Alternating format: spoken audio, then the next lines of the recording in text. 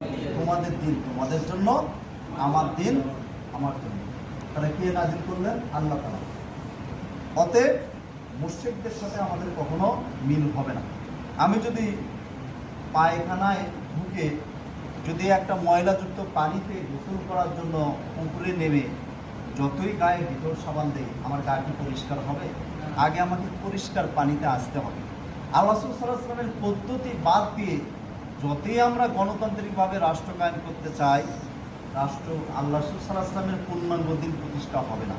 দিন তখনই প্রতিষ্ঠা হবে যখন আল্লাহ রাসূল সাল্লাল্লাহু আলাইহি ওয়াসাল্লাম যে পদ্ধতি দেখে দিয়ে গেছেন সেই পদ্ধতি আমরা গ্রহণ করব।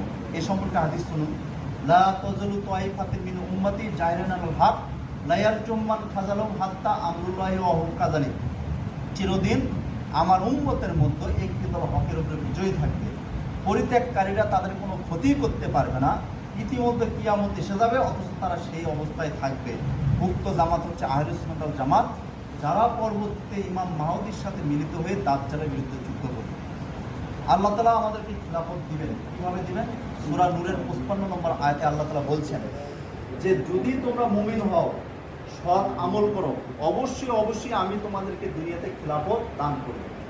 আল্লাহ রাসূল এই কথাও বলে গেছেন ভবিষ্যৎবাণী, ওয়াইন্না বানি ইসরাঈলা তাফাররাকাত সিনতাইনি সাবিতি মিল্লাতান তাফতারিকু উম্মতি আলা রাসূলিল্লাহি মা আনা আলাইহি ওয়াসসালাম। আল্লাহ রাসূল বললেন, বনি ইসরাঈলদের যেমন অবস্থা হয়েছিল আমার উম্মতেরও ঠিক তেমন অবস্থা হবে।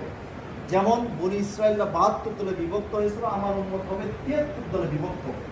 আমার উম্মতের 73 দলের ভিতর 72 দলে যাবে জাহান্নামে, একটি দল যাবে জান্নাতে। তখন সাহাবীগণ জিজ্ঞেস করলেন, উক্ত দল কোনটি? আল্লাহ রাসূল সাল্লাল্লাহু আলাইহি ওয়াসাল্লাম বললেন, মা আনা আলাইহি ওয়াসসাহাবী, আমি এবং আমার সাহাবীরা আজকের দিনে যে নীতি আদর্শের উপর আছি, শেষ জামানায় যারা এই আদর্শকে ধারণ করবে উক্ত জামাত সেটি।